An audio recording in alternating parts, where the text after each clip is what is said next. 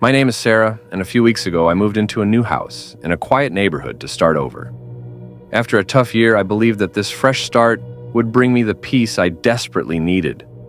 The house was charming, with white picket fencing and a garden that had potential, but little did I know that my new beginning would soon be overshadowed by an unsettling presence. It started with my neighbor, a middle-aged man who lived next door. At first, I thought I was imagining it. His gaze seemed to linger on me every time I stepped outside. Whenever I mowed the lawn or watered the flowers, I'd catch him watching from his front porch, his expression unreadable. I tried to brush it off, telling myself that it was just a quirk of small-town life.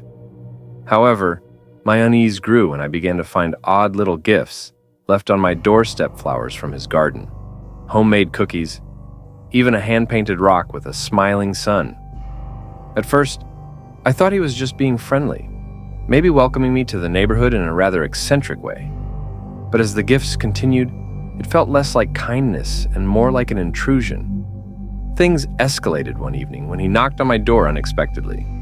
My heart raced as I opened it to find him standing there, grinning strangely. "Do you like the gifts?" he asked, his tone casual yet off-putting. Then, out of nowhere, he asked, "What time do you usually get off work? You come home late, don't you?" That question sent a chill down my spine. It felt invasive, and I sensed a darker undertone to his curiosity.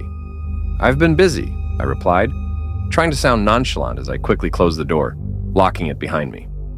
After that, it made a point to avoid him, taking different routes to and from my house, hoping to escape his watchful gaze. Yet, no matter what I did, I could feel his eyes on me. Then, one night at 2:30 a.m., a loud knock jolted me awake. My heart raced as I crept to the door, peering through the peephole. It was him, standing there, staring with that same unnerving smile, wider than ever. "I know you're in there," he whispered softly, his voice sending shivers down my spine. "Just open up. I just want to talk." I backed away, my mind racing. Panic settled in as I grabbed my phone and dialed 911, my voice trembling as I whispered for help.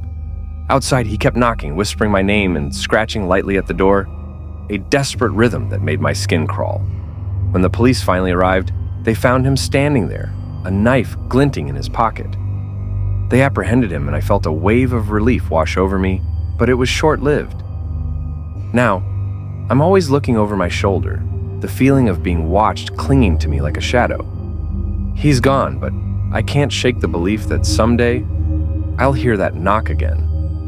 Every creak of the house, every rustle outside sends my heart racing, a reminder that some neighbors are far from friendly.